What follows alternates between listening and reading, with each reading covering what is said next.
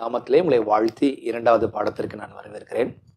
நாம் இன்று படிக்க போகிற பாடம் யாத்திராகமம் 3ஆம் அதிகாரம் 4ஆம் அதிகாரத்தை அடிப்படையாக கொண்டது. இந்த 3ஆம் அதிகாரத்திலேயும் 4ஆம் அதிகாரத்திலேயும் 3 மிக முக்கியமான விஷயத்தை நாம் புரிந்து கொள்ள போகிறோம். ஒன்று, தேவன் மோசேக்கு ஒரு வெளிப்பாட்டை ஒன்று தருகிறார்.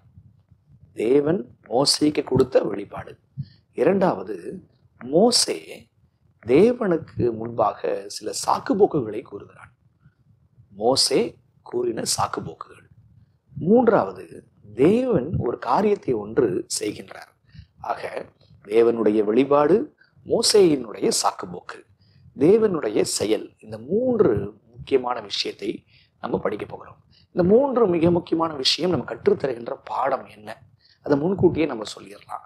தேவன் ஒரு மனுஷனை அழைக்கிறார். அந்த தேவனுடைய அழைப்பு எப்படி இருக்கும், அந்த மனுஷன் அந்த அழைப்புக்குள் வரானா அவன் எப்படி இருப்பான், இதுதான் இந்த பாடம் சுமந்து வருது. செபத்தோடு படிக்கலாமா? வாங்க.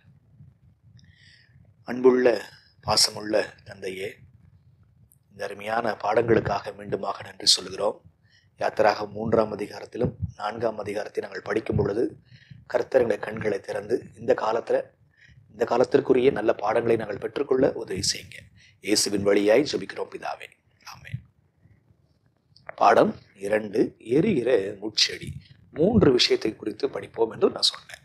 யாத்திராகமம் 3ஆம் அதிகாரத்தையும் 4ஆம் அதிகாரத்தையும் நம்ம அலசி ஆராய போறோம். அப்ப முதல் விஷயம், இப்ப மோசே அங்க கொலை செஞ்சுட்டு பார்வோன்ட்டு தப்பி ஓடி வந்துட்டாப்ல. அப்ப அரண்மனையில ஒரு இளவரசனா இருந்த மோசே இப்ப அடுத்தது என்ன வேலை செஞ்சாப்ல? வாங்க, யாத்திராகமம் 3ஆம் அதிகாரம் வசனம் 1ல ஆன்சர் இருக்கு. யாத்திராகமம் 3:1. மோசே மீதியான் தேசத்து ஆசாரனாய் இருந்த தன் மாமனாகிய எத்திரோவின் ஆடுகளை மேய்த்து வந்தான். கவனிச்சிங்களா? தொடர்ந்து அவன் ஆடுகளை வனாந்தரத்தின் பின்புறத்திலே ஓட்டி தேவ பர்வதமாகிய ஓரேப் மட்டும் வந்தான். 2 அழகான விஷயங்கள் சொல்லப்படுது. ஒன்று, மோசேக்கு கல்யாணம் ஆயிடுச்சு. அவன் மீதியான் தேசத்துக்கு வந்துட்டான். அங்க மீதியான் தேசத்து ஆசாரியனுடைய மகளை தான் இவன் மனைவியாக ஏற்றுக்கொண்டிருக்கிறான். அப்ப அவனுக்கு கல்யாணம் ஆயிடுச்சு. இப்ப அடுத்த ஸ்டெப்பு, அவனுக்கு ஒரு வேலையும் ஒன்று இருக்குது. வேலை என்ன? அவன் ஆடுகளை மேய்த்து கொண்டு வந்தான். ஒரு பெரிய இளவரசன் இப்ப என்ன வேலை செஞ்சு கொண்டிருக்கிறான்? ஆடுகளை மேய்த்து கொண்டிருக்கிறான். கிட்டத்தட்ட ஒரு 40 வருஷம் ஓடிடுது. இப்ப 40 வருஷம் ஒரு இளவரசனுக்கு தெய்வம் கொடுத்த வேலை ஆடுகளை மேய்க்கக்கூடிய ஒரு வேலை. அந்த வேலையே ஆண்டவர் கொடுத்தாரு. அவன் நிறைய தப்பிதமான கருத்துக்களை எல்லாம் உள் வச்சிருக்கிறான். அதையெல்லாம் எடுத்து போடுறதுக்கு இயற்கை சார்ந்த ஒரு சூழல்ல ஒரு ஆடு மேய்க்கிற வேலையை கொடுத்து ஆண்டவர் செய்ய சொல்றாரு. இப்ப ஆண்டவர் அவன்கிட்ட என்ன பேச போறாரு கவனிக்கலாமா? சில காட்சியும் காட்ட போறாரு. என்ன காட்சி காட்ட போறாரு அதையும் பார்க்கலாமா? வாங்க. யாத்திராகமம் 3ஆம் அதிகாரம் வசனம் 2. அங்கே கர்த்தருடைய தூதனானவர் ஒரு முட்செடியின் நடுவில் இருந்து உண்டான அக்னி ஜுவாலையிலே நின்று அவனுக்கு தரிசனமானார். அப்பொழுது அவன் உற்று பார்த்தான். முட்செடி அக்னியிலே ஜுவாலித்து எரிந்தும் அது வெந்து போகாமல் இருந்தது. இப்ப அப்படியே ஆடுகளை மேய்ச்சிட்டு அப்படியே போயிட்டு இருக்கும் பொழுது ஒரு காட்சியை பார்க்கிறான், ஒரு தரிசனத்தை பார்க்கிறான். அந்த தரிசனத்துல ஒரு முட்செடி இருக்கிறது, எரிகிறது. முட்செடி எரிஞ்சா என்ன ஆகும்? அது அப்படியே வெந்து போயிடும், அப்படியே அழிஞ்சு போயிடும். ஆனா இந்த முட்செடி அக்னியில எரிந்திருந்தாலும் அது வெந்து போகாமல் அப்படியே இருக்கிறது. சரிங்களா? சாம்பல் ஆகாம அது அப்படியே இருக்குது. சரி, இப்ப இதுதான் அற்புதமான ஒரு காட்சியை ஆண்டவர் மோசேக்கு கொடுத்தாரு. இப்ப மோசேக்கு ஆண்டவர் கொடுத்தது ஜஸ்ட் திரும்பி பார்ப்பதற்காக கொடுத்தாரா? ஒரு அதிசய ஒரு காட்சி. அந்த அதிசய காட்சியினால அப்படியே ஆடு மேய்ச்சிட்டு இருந்தே என்னடா செடி எரியுது ஆனா வெந்து போகலையே, அழிஞ்சு போகலையே அப்படின்ற ஒரு காட்சியா? இல்லை. ஆண்டவர் செய்யக்கூடிய எல்லா விஷயத்திலையும் ஒரு பொருட்பாடம் அடங்கியிருக்கும். அவர் போனா, நடந்தா, மூச்சு விட்டா எல்லாத்திலையும் குணம் சார்ந்த ஒரு பாடம் அங்கு காத்திருக்கும். இப்ப முட்செடி எரிகிறது, ஆனால் அது அழியவில்லை. முட்செடி எரிகிறது, ஆனால் அது வெந்து போகவில்லை. இது எதை குறிக்குது? சரிங்களா? அக்கினி உபத்திரவத்தை குறிக்குது அப்படின்னு சொல்லிட்டு பைபிள்ல படிக்கிறோம். அப்படின்னா அந்த முட்செடி முதல்ல தேவனுடைய மக்களை குறிக்கிறாங்க. எவ்வளவு உபத்திரவம் வந்தாலும் சரி, அது அழிந்து போகாது, உன் ஜனம் காக்கப்படும் அப்படின்ற ஒரு நல்ல நம்பிக்கையை ஆண்டவர் இங்க கொடுக்கிறார். ஆக முச்செடி ஜனங்களையும் அவர் படுகின்ற பாடுகளையும் தேவன் எப்படி காப்பாற்ற போகிறார் என்பதையும் சொல்லுதுங்க. அடுத்தது முச்செடி, அந்த முச்செடி இருக்குது, அதை சுற்றி அக்கினி எரியுது பாருங்க. இது எதை குறிக்குது அப்படின்னா, தேவனுடைய மக்களை மட்டும் குறிக்கல, அது இயேசு கிறிஸ்துவை குறிக்குது. எப்படி? இங்க அக்கினிக்கு மத்தியில முச்செடி இருக்குதுங்க. தானியேல் 3ஆம் அதிகாரத்துல பார்த்தோம்னா, அக்கினி ஜுவாலை 7 மடங்கு எரிகிறது. மத்தியிலே யார் இருந்தார்? இயேசு கிறிஸ்து இருந்தார். ஆக முச்செடி இயேசுவை குறிக்கிறது. உங்களுக்கு புரியுதுங்களா? ஜோடி வசனத்தில் ஒப்பிட்டு பார்க்கும் பொழுது இந்த தரிசன காட்சிக்கு ஒரு அர்த்தம் இருக்கிறது. அப்ப இந்த பாவ உலகம், அதுதான் இந்த அக்கினி. இந்த பாவ உலகத்துல இயேசுவானவர் வருவார். சரிங்களா? இயேசுவானவர் வருவார். எப்படி இந்த அக்கினிக்கு மத்தியில ஷாத்ராக், மேஷாக், ஆபேத்நேகோ அவங்களுக்கு மத்தியில எப்படி அங்க தேவன் வந்தாரோ, அதே போல நான் உன் மத்தியில வருவேன். சரிங்களா? இப்ப நான் வந்திருக்கிறேன், இதே போல நான் வருவேன் அப்படின்றத குறிக்கிறது. அப்ப அவர் இம்மானுவேலா இருக்கிறார், அவர் தேவன் நம்மோடு இருக்கிறவர் என்கிற ஒரு விஷயத்த இந்த தரிசன காட்சி வைக்குது. ஆக 2 விஷயம் சொன்னேன். ஒன்று, முச்செடி தேவ ஜனத்தினுடைய உபத்திரவத்தை குறிக்குது. 2வது, இயேசு கிறிஸ்துவை குறிக்கிறது. ஆண்டவர் எப்படி காப்பாற்ற போகிறார், அதே போல எப்படி கிறிஸ்து இந்த உலகத்தில் நம்மோடு இருக்க போகிறார் என்பதையும் சொல்லுது. இந்த விஷயம் எல்லாம் பெருசா மோசைக்கு தெரியுமா அப்படின்னா அது கேள்விக்குறிதான் பாருங்க. சரி, இந்த முச்செடி அற்புத காட்சியை தேவன் காண்பித்தார். இப்ப தேவன் சில விஷயத்தை பேசுகிறார். என்ன பேசுறாரு பாருங்களேன். 3:2, அங்கே கர்த்தருடைய தூதனானவர் ஒரு முச்செடியின் நடுவில் இருந்து உண்டான அக்னி ஜுவாலையிலே நின்று அவனுக்கு தரிசனமானார். அப்ப அந்த முச்செடியில் இருந்து யார் பேசுறாங்க? பைபிள் என்ன சொல்லுது? கர்த்தருடைய தூதனானவர் தரிசனமானார், பேசினார் என்று சொல்லுதுங்க. சரி, வசனம் 4க்கு வந்தோம்னா, கர்த்தருடைய தூதனானவர் என்கிற வார்த்தைக்கு பதிலாக என்ன வார்த்தை வருது பாருங்க. அதே முச்செடியின் நடுவில் இருந்து கர்த்தருடைய தூதனானவர் கூப்பிட்டாருன்னு வராதுங்க. எப்படி தெரியுமா வரும்? வசனம் 4, அவன் பார்க்கும்படி கிட்டே வருகிறதை கர்த்தர் கண்டார். அப்ப தேவனுடைய தூதனானவர்னா யாரு? கர்த்தர். இப்ப முச்செடியின் நடுவில் இருந்து தேவன் அவனை நோக்கி மோசே மோசே என்று கூப்பிட்டார். அவன் இதோ அடியேன் என்றான். அப்ப தேவனுடைய தூதனானவர்னா யாரு? கர்த்தர். கர்த்தர்னா யாரு? தேவன். சரிங்களா? அப்ப முச்செடியில் இருந்து தேவ தூதனானவர் அழைப்பை கொடுத்தார் என்று சொன்னால், முச்செடியிலிருந்து கூப்பிட்டது யாரு? தேவன். தேவன். சரிங்களா? அப்ப தேவனுடைய தூதனானவர்னா யாரு? அது தேவனை குறிக்கிறது. எனவே தான் எங்கெல்லாம் தேவ தூதன் அங்க மக்கள் அந்த தேவ தூதனை வணங்குறாங்களோ, அந்த தேவ தூதனை தமிழ் பைபிள்ல கர்த்தருடைய தூதனானவர் என்று சொல்லுவாங்க, மரியாதையோடு சொல்லுவாங்க. புரியுதுங்களா உங்களுக்கு? எவ்வளவு ஆச்சரியம் பாருங்க. இப்ப அந்த கர்த்தருடைய தூதனானவர், தேவனுடைய தூதனானவர் யாரு? தேவன் சொல்லி படிச்சிட்டோம். இன்னும் கூட ஒரு படி மேல போய் நம்ம பார்க்கலாம் பாருங்க. வசனம் 6 பாருங்களேன். அந்த தேவன் யாருங்க? பின்னும் அவர், நான் ஆபிரகாமின் தேவனும் ஈசாக்கின் தேவனும் யாக்கோபின் தேவனும் ஆகிய உன் பிதாக்களுடைய தேவனாய் இருக்கிறேன் என்றான். மோசே தேவனை நோக்கி பார்க்க பயந்ததினால் தன் முகத்தை மூடிக்கொண்டான். இப்ப தேவ தூதனானவர் யாரு? கர்த்தர். அந்த கர்த்தர் யாரு? தேவன். அந்த தேவன் யாரு? அவர் ஆபிரகாமின் தேவனும் ஈசாக்கின் தேவனும் யாக்கோபின் தேவன் என்று சொல்லுதுங்க. சரி, யார் இந்த ஆபிரகாமின் தேவன், ஈசாக்கின் தேவன், யாக்கோபின் தேவன் அப்படின்னா வசனம் 14க்கு வந்துடலாங்க. அதற்கு கர்த்தர், இருக்கிறவராக இருக்கிறேன் என்று மோசையுடனே சொல்லி, இருக்கிறேன் என்பவர் உங்களிடத்திற்கு அனுப்பினார் என்று இஸ்ரவேல் புத்திரரோடு சொல்வாயாக. இப்ப யார் அந்த தேவன்? இருக்கிறவராகவே இருக்கிறேன், அதாவது என்றென்றும் இருக்கிறேன், மரணத்துக்கு அப்பாற்பட்டு இருக்கிறேன் அப்படின்றவரு என்ன கூப்பிட்டாருப்பா, உங்களை கூப்பிடுறாருப்பா, அப்படி போய் சொல்லு, ஐ ஆம் தட் ஐ ஆம். சரிங்களா? அப்ப ஆண்டவர் மோசேக்கு ஒரு அழைப்பை கொடுக்கிறார், ஒரு காட்சி ஒன்று காட்டுகிறார், ஒரு பேச்சு ஒன்று பேசுகிறார். என்ன காட்சி? என்ன சொல்? என்ன காட்சி? முச்செடி எரிகிறது, ஆனா முச்செடி அழியவில்லை. சரிங்களா? முச்செடி நடுவில் இருந்து என்ன பேசினார்? அவரு நான் தான் தேவன், நான் தான் கர்த்தர், நான் தான் ஆபிரகாமின் தேவன், ஈசாக்கின் தேவன், யாக்கோபின் தேவன், நான் தான் இருக்கிறவராகவே இருக்கிறேன் அப்படின்னு சொல்லிட்டு சொல்றாங்க. முக்கியமான ஒரு பாடத்துக்கு வராங்க. பாடம் நம்பர் 1, யார் யாரெல்லாம் தேவன் யாரு அப்படின்னு சொல்லி புரிந்து கொள்ள ஆரம்பிக்கிறாங்களோ அவங்கெல்லாம் தேவனுடைய அழைப்பையும் அவங்க புரிந்து கொள்கிறார்கள். உங்கள் இருதயத்துல அப்படியே தேவன் யார் என்று சொல்லி கொஞ்சம் கொஞ்சமா உதயமாகும் பொழுது தேவன் உங்களுக்காக வைத்திருக்கிற பணி என்ன என்பது உங்களுக்கு தெரிய வரும். புரியுதா? தேவன் உங்களுக்காக வைத்திருக்கிற பணியை நீங்க புரிந்து கொள்ள வேண்டுமானால் தேவன் யார் என்பதை முதல்ல புரிந்து கொள்ளணும். தேவன் யார் என்பதை தான் முச்செடி காட்டுது. எப்பா நீங்க கஷ்டப்படும் பொழுது நான் தூரத்துல பரலோகத்துல இருக்கிற தேவன் அல்ல, நான் யார்? உங்களோடு கூட இருக்கிறவர், உங்களோடு கூட என்றென்றும் இருக்கிறவர், என்னுடைய குமாரனை உங்களுக்காக கொடுத்தவர் அப்படின்னு சொல்றாங்க. இந்த விஷயத்தை புரிந்து கொள்ளும் பொழுது இந்த தெய்வத்திற்காக நாம் ஏதாவது செய்யணும் அப்படின்றது நமக்குள்ள ஒரு ஊழிய தரிசனம் ஒன்று உருவாகுங்க.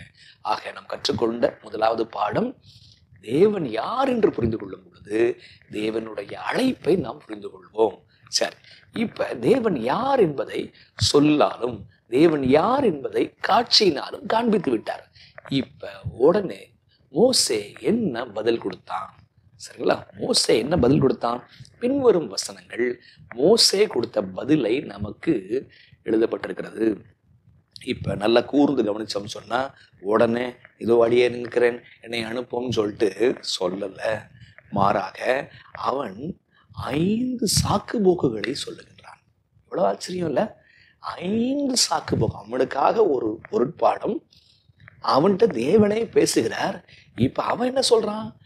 5 சாக்கு போக்குகளை சொல்லுகிறான். ஒவ்வொரு சாக்கு போக்குகளையும் ஆண்டவர் பொறுமையா கையாண்டு ஒண்ணுக்கும் பதில் கொடுக்கிறார். சரிங்களா? அந்த 5 சாக்கு போக்குகளும் ஆண்டவர் கொடுத்த 5 மாறுத்தரங்களையும் நம்ம பார்க்கலாமா? வாங்க.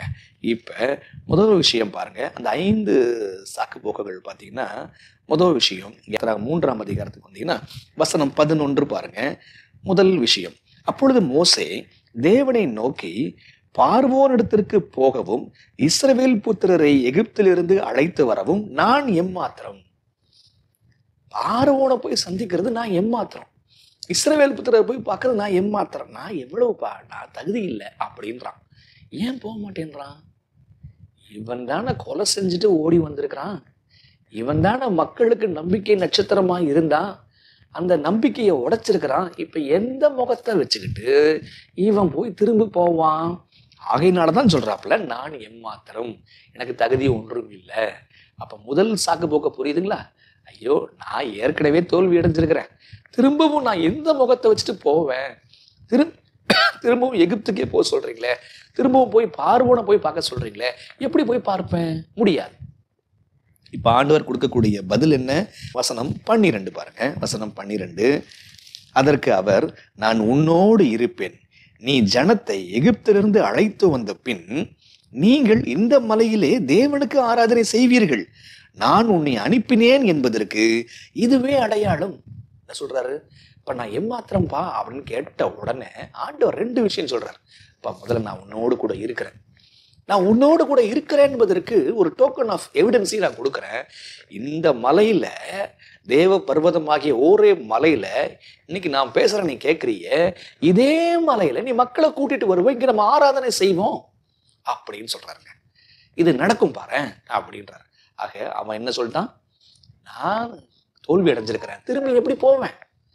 இல்லப்பா, நான் உன்னோடு கூட இருப்பேன்ப்பா, நீ இந்த மலைக்கு திரும்ப வருவப்பா, மக்களோட வருவேன், என்னை ஆராதிப்ப அப்படின்னு சொல்லிட்டு ஆண்டவங்க சொல்றாரு. சரி, இப்ப விட்டானா? இல்ல. அடுத்த சாக்கு போக்கு சொல்றான். 2வது சாக்கு போக்கு 13. அப்பொழுது மோசே தேவனை நோக்கி, நான் இஸ்ரவேல் புத்திரரிடத்தில் போய் உங்கள் பிதாக்களுடைய தேவன் உங்களிடத்தில் என்னை அனுப்பினார் என்று அவர்களுக்கு சொல்லும் போது அவருடைய நாமம் என்ன என்று அவர்களிடத்தில் கேட்டால் நான் அவர்களுக்கு என்ன சொல்லுவேன் என்றான். உங்களுக்கு புரியுதா? என்ன சொல்லுவேன் என்றான்.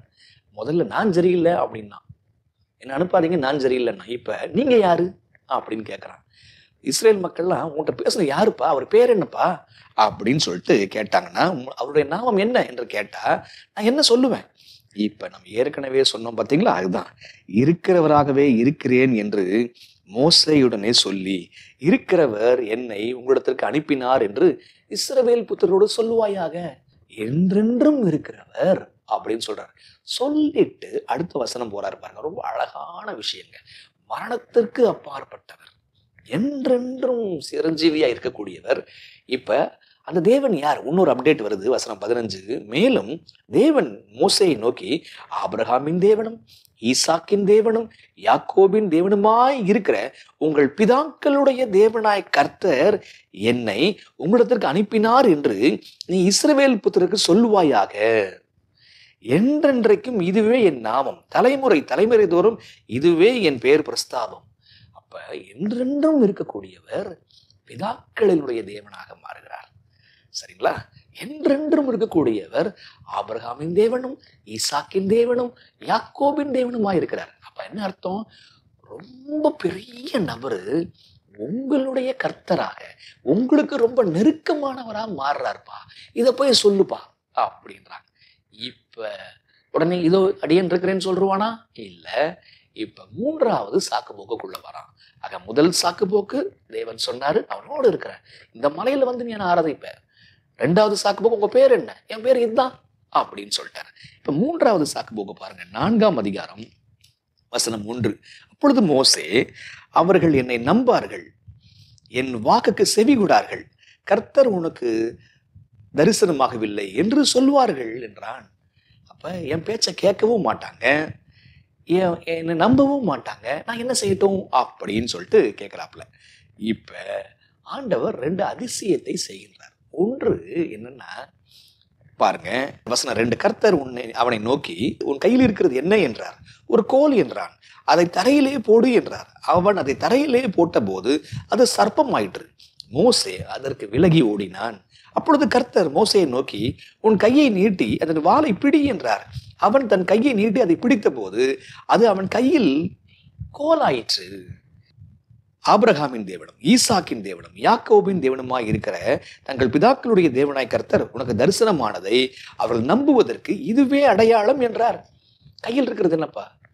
கோல் இருக்கு. கோலை கீழே போடு. அப்படியே பாம்பாயிருச்சுங்க, சர்ப்பமாயிருச்சு, உயிர் வந்துருச்சு. இப்ப திரும்பி வாழ முடியன்னு சொல்லி வாழ பிடிக்கும் போது திரும்பி உயிரற்ற பொருளா மாறிடுச்சுங்க. அப்ப இதுதான்ப்பா அடையாளம், நான் உன்னோட கூட இருக்கிறேன்ப்பா, நீ போய் சொல்லுப்போ அப்படின்றார். இப்ப அதையும் கேட்காத போது பாருங்க, இன்னொரு அடையாளம் கொடுக்குறார். மேலும் கர்த்தர் அவனை நோக்கி, உன் கையை உன் மடியிலே போடு என்றார். அவன் தன் கையை தன் மடியிலே போட்டு அதை வெளியே எடுக்கும் பொழுது இதோ அவன் கை உறைந்த மலையை போல வெண்குஷ்டம் பிடித்திருந்தது. அவர், உன் கையை திரும்ப உன் மடியிலே போடு என்றார். அவன் தன் கையை திரும்பி தன் மடியிலே போட்டு தன் மடியில் இருந்ததை அதை வெளியே எடுத்த போது அது திரும்பவும் மற்ற சதையை போல் ஆயிற்று. அப்ப வசனம் 8. அப்பொழுது அவர், முந்தின அடையாளத்தை அவர்கள் கண்டு உன்னை நம்பாமலும் உனக்கு செவிகொடாமலும் போனால் பிந்தின அடையாளத்தை கண்டு நம்புவார்கள். இவ்விரண்டு அடையாளங்களையும் அவர்கள் நம்பாமலும் உன் வாக்குக்கு செவிகொடாமல் இருப்பார்களானால் அப்பொழுது நீ நதியின் தண்ணீரை மொண்டு நிலத்தில் ஊற்றுவாயாக. நதியில் மொண்ட தண்ணீர் வெட்டாந்தரை ரத்தமாகும் என்றார். மூன்றாவது ஒரு அடையாளம் செய்றார். ஆக கோலை கீழே போடு, சர்ப்பமா மாறும், அந்த அடையாளம். அடுத்து கையை கொண்டு போய் வயிற்றுல வை, கை என்ன செஞ்சிடும்? அப்படியே குஷ்டம் பிடிச்சிரும், அப்புறம் நார்மல் ஆயிடும். தண்ணியை கொண்டு வந்து நிலத்துல ஊத்து, தண்ணீர் ரத்தமா என்ன செய்யுன்னு சொன்னா மாறும். அப்ப ஆண்டவர் அடையாளத்தை கொடுக்குறாருங்க. மூன்றாவது அடையாளத்தை கொடுக்கும் பொழுது அவன் ஒன்றும் சொல்லுவானா, சொல்ல மாட்டானா. முதல் சாக்கு போக்க சொல்லும் பொழுது தேவன் முதல் பதில கொடுத்தார். இரண்டாவது சாக்கு போக்கு சொல்றான், ரெண்டாவது முறையும் பதில் கொடுத்தார். மூன்றாவது முறை சாக்கு போக்கு சொல்றான், மூன்றாவதுலயும் ஆண்டவர் பதில் கொடுத்து விட்டார். இப்ப கேட்பானா? இல்ல, கேட்க மாட்டானா. நாலாவது சாக்கு போக்க போறான் பாருங்க, வசனம் 10.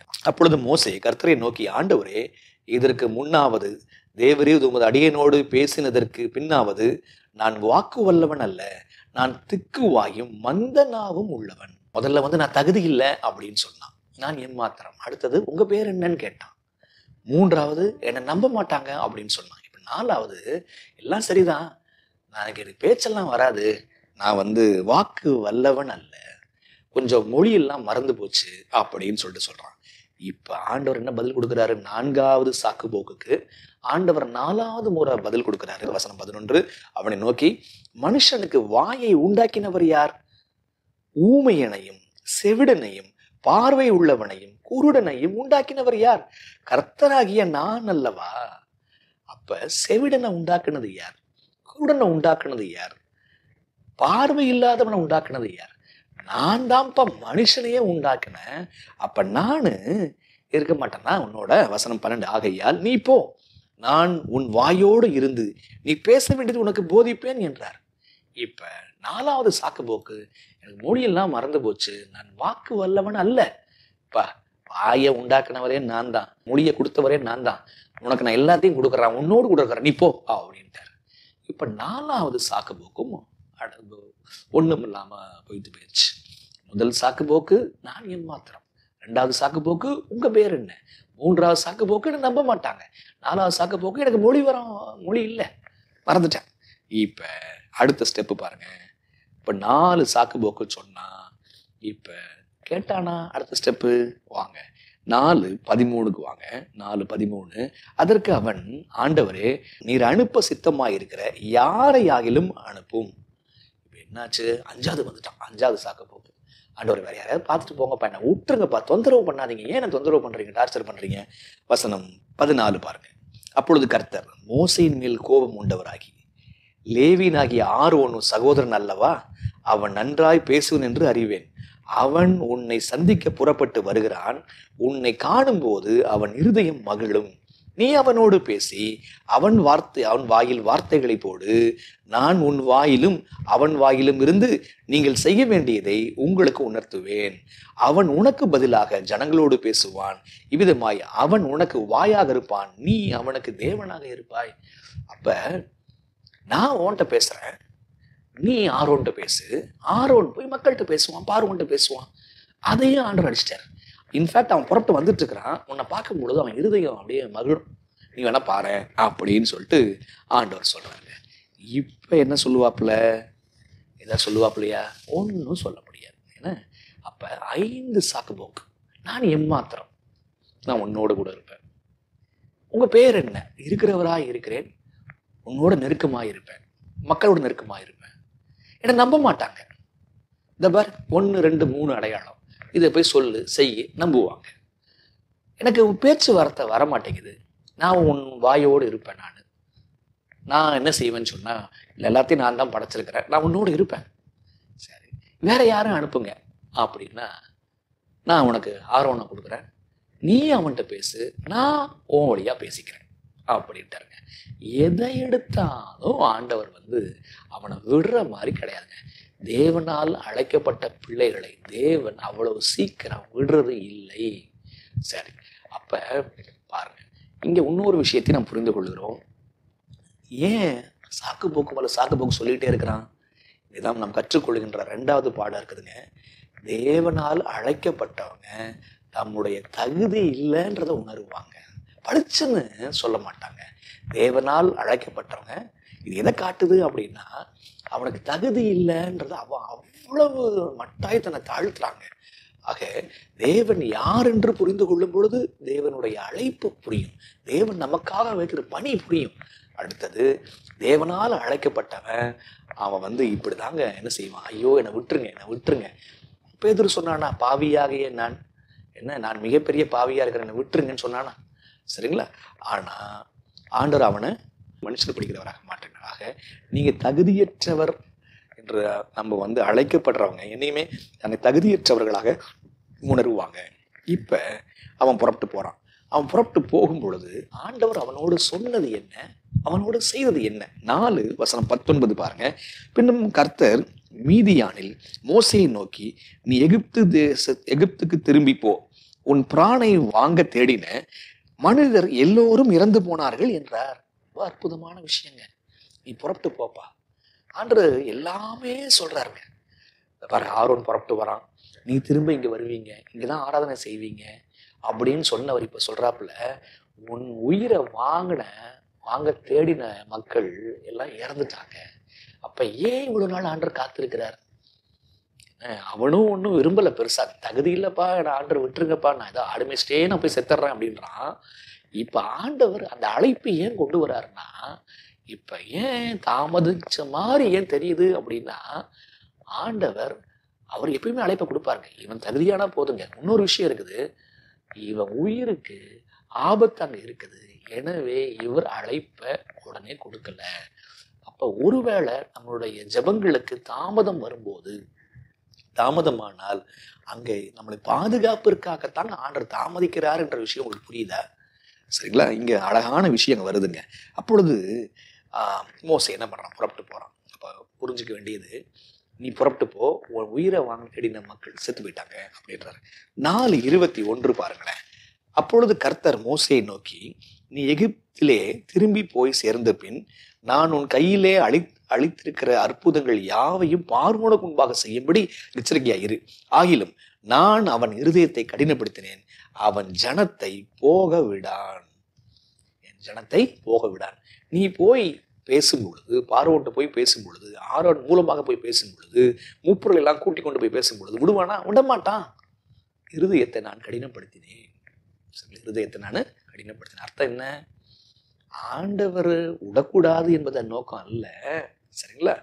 ஆண்டவர் பேசுறாரு, அந்த பேச்சுக்கு அவன் செவி சாய்க்காம அவன் இருதயத்தை கடினப்படுத்திக்கிறான். இதுதான் விஷயம். அப்ப ஆண்டவர் சொல்றாரு, அவன் போக விட மாட்டான். முன்கூட்டியே சொல்லிடுறாரு, நீ சோர்ந்து போகாத, முன்கூட்டியே சொல்றாரு போக விடான் அப்படின்னு சொல்லு. இப்ப உன் உயிரை வாங்க தேடின மக்கள் செத்து போயிட்டாங்க அப்படின்னு சொல்றாரு. அடுத்த ஸ்டெப்பு அந்த முன்கூட்டியே சொல்றாரு, நீ போய் மக்கள் எல்லாம் மீட்கும் போது அவ்வளவு ஈஸிலாம் கிடையாது, போக விடான். சரிங்களா? ஓகே, சரி. இப்ப இன்னொரு விஷயமும் இருக்குதுங்க. இப்ப ஆண்டவர் இத சொன்னார். என்ன? உயிரை வாங்கின தேடின மக்கள் செத்து போயிட்டாங்க, பார்வன் ஒன்றும் விடமாட்டான், அவ்வளோ ஈஸியாக ஒன்றும் கிடையாது அப்படின்னு சொல்லிட்டார்ல. இப்போ ஒரு காரியத்தை செஞ்சாருங்க. என்ன செஞ்சார்? 4:24 பாருங்க. வழியிலே தங்கும் இடத்திலே கர்த்தர் அவனுக்கு எதிர்பட்டு அவனை கொல்ல பார்த்தார். எல்லாம் ரெடி பண்ணி 5 சாக்கு போக்குக்கு மத்தியில் அவனை கிளப்பி, ஃபேமிலியை கிளப்பி அவன் வெளில வந்துட்டு இருக்கிறான். அவன் போய் மாமனாரை பார்க்கறான், ஆசீர்வாதம் வாங்கிட்டு கிளம்பிட்டான் அப்படியே எகிப்துக்கு. இப்ப யார் கொல்ல பார்த்தார்? கர்த்தர் வழியிலே கொல்ல பார்த்தார். இது என்னங்க ஆச்சரியம் இது? அவன் பாட்டுக்கு ஆடு மேய்ச்சிட்டு இருப்பான். இப்ப அவனை போய் கிளப்பி அவனுக்கு முச்செடியை காமிச்சு அவனுக்கு வந்து கர்த்தர் இருக்கிறவரா இருக்கிறேன்னு சொல்லிட்டு, ஆபிரகாமின் தேவன் சொல்லிட்டு, இப்ப கொல்றது யாரு? கர்த்தர் தான் கொல்ல பார்க்குறாரு. என்ன ஒன்றும் புரியலையே, ஏன் கர்த்தர் கொல்ல பார்க்கணும் அப்படின்னா, அதுக்கான விடை அவன் மனைவி என்னமோ செஞ்சிருக்கிறா. அதுலதான் விடை இருக்குது. மனைவி என்னமோ செஞ்சா அவ புரிஞ்சுக்கிட்டா. 25 பாருங்க. அப்பொழுது சிப்போராள் கருக்கான ஒரு கல்லை எடுத்து தன் புத்திரனுடைய நுனித்தோலை அறுத்து அதை அவன் கால்களுக்கு முன்பாக எறிந்து, நீர் எனக்கு இரத்த சம்பந்தமான புருஷன், நீர் எனக்கு இரத்த சம்பந்தமான புருஷன். பின்பு அவர் அவளை விட்டு விலகினார். அப்பொழுது அவள் விருத்த சேதனத்தின் நிமித்தம் நீர் எனக்கு இரத்த சம்பந்தமான புருஷன் என்றாள். கர்த்தர் ஆரோனை நோக்கி, நீர் வனாந்திரத்திலே மோசேக்கு எதிர்கொண்டு போ என்றார். அவன் போய் தேவ பர்வதத்தில் அவனை சந்தித்து அவனை முத்தம் செய்தான். இப்ப என்ன விஷயம்? விருத்த சேதனத்தை தன் மகளுக்கு மனைவி செய்யல. அதனால யாருக்கு பிரச்சனை? கணவனுக்கு பிரச்சனை. புரியுதுங்களா? அப்ப மோசேயினுடைய பையனுக்கு விருத்த சேதனத்தை சிப்போராள் செய்யல. ஆகையினால ஆண்டவர் மோசையை கொல்ல பார்க்கிறார். ஏன் இப்படி செய்யறாரு? அவன் பார்வோனை சந்திக்க போறான். தெரிஞ்ச விஷயத்த கீழ்ப்படியாமல் இருக்கும் பொழுது பாதுகாப்பு இல்லை. தேவன் யாரை அழைக்கிறாரோ முதல்ல அவனுக்கு தன்னை வெளிப்படுத்துறாருன்னு பார்த்தோம். தேவன் அழைத்த நபர்கள் அவங்க வந்து தன்னுடைய தகுதியின்மையை உணருவாங்க அப்படின்னு சொல்லி பார்த்தோம். சரிங்களா? தேவனால் அழைக்கப்பட்டவங்க அவங்க ரொம்ப சாதாரணமான வேலைகளை செய்துட்டு இருக்கும்போது என்னுடைய அழைப்பு வரும்ன்றதை புரிஞ்சுக்கிட்டோம். இப்போ பாருங்க, தேவனுடைய அழைப்பை பெற்றவங்க அவங்களுக்கு பாதுகாப்பு முக்கியம். அது எப்படி இருக்கு? அவன் கீழ்ப்படிதல் ரொம்ப முழுமையா இருந்தா தான் பாதுகாப்பு உண்டு. அப்ப இதுதாங்க. அப்ப அங்க போய் சாகிறதுக்கு முன்னாடி ஆண்டவரே அவனுக்கு ஒரு இடத்துல ஓட்ட விடுறன்றதை ஆண்டவர் உணர்த்துறாருங்க. ஆக எப்படி ஆண்டவர் மோசேயை அழைக்கிறாருன்னு புரியுதா? அவன் எவ்வளவு தகுதியின்மையா இருக்கிறான்றதை அவன் உணர்றான்றதை புரிஞ்சுச்சா உங்களுக்கு? அவனுக்கு? தேவன் எப்படி அவனுக்கு பாதுகாப்பை கொடுக்கிறார் என்பது புரியுதா? தேவன் அழைக்கிற மக்களுக்கு தேவன் எப்படி விடாப்படியா அவங்களோட நீடிய பொறுமையோடு அவங்களுடைய அத்தனை கேள்விகளுக்கும் பதில் கொடுக்கிறார் என்பது உங்களுக்கு புரியுதா? யோசிங்க. மோசையை நல்லா உற்று நோக்கி பார்த்தீங்கன்னா உங்களையும் தேவன் அழைக்கிறார். அந்த அழைப்பு அவர் தன்னை குறித்து வெளிப்படுத்த உங்களுடைய அழைப்பு உங்களுக்கு புரியுதா? நீங்க எவ்வளவாய் தகுதி இல்லாதவர்களா இருக்கிறீர்கள் என்பதை உணர்றீங்களா? நீங்க உங்களுடைய கீழ்ப்பிடிதல் முழுமையாக இருக்கிறதா? முழுமையா இருந்தா தாங்க உங்களுக்கு பாதுகாப்பு நிச்சயம். ஆக தேவன் ஒரு நல்ல தலைவனை அழைத்தார். அவன் நல்ல பக்கவா அவன் வர்றான். அவன் தகுதி இல்லாதவனாக அவன் உணர்றான். அவன் இப்ப அவனை வைத்து தேவன் என்ன செய்ய போகிறார்? அடுத்த பாடத்துல நம்ம படிக்கலாம். ஜெபம் பண்ணலாமா? அன்புள்ள தகப்பனே, மேலான பாடங்களுக்காக நன்றி. நீர் ஒவ்வொரு முறையும் நீர் எங்களுக்கு வெளிப்படுத்தும் போது அந்த வெளிப்பாட்டிற்குள்ளேயே ஒரு அழைப்பு இருக்கிறதை நாங்கள் உணரும்படி செய்திருக்கிறீர்கள். நன்றி ஆண்டவரே. தேவரீர் நீர் எங்களை அழைக்கும் பொழுது நாங்கள் எவ்வளவாய் தகுதியில்லாதவர்களாய் இருக்கிறோம் அதை உணரும்படி செய்திருக்கணும் தகப்பனே. தேவரீர் அந்த அழைப்பு ஒருவேளை தாமதமாய் வந்தாலும் கூட அதுவும் எங்களுக்கு நன்மைதான், எங்கள் பாதுகாப்பிற்காகத்தான் என்பதை உணரும்படி செய்திருக்கணும் தகப்பனே. கேட்கிற ஒவ்வொருவரையும் குடும்பத்தாரையும் ஆசீர்வதியும். இயேசுவின் வழியாய் ஜெபிக்கிறோம் பிதாவே.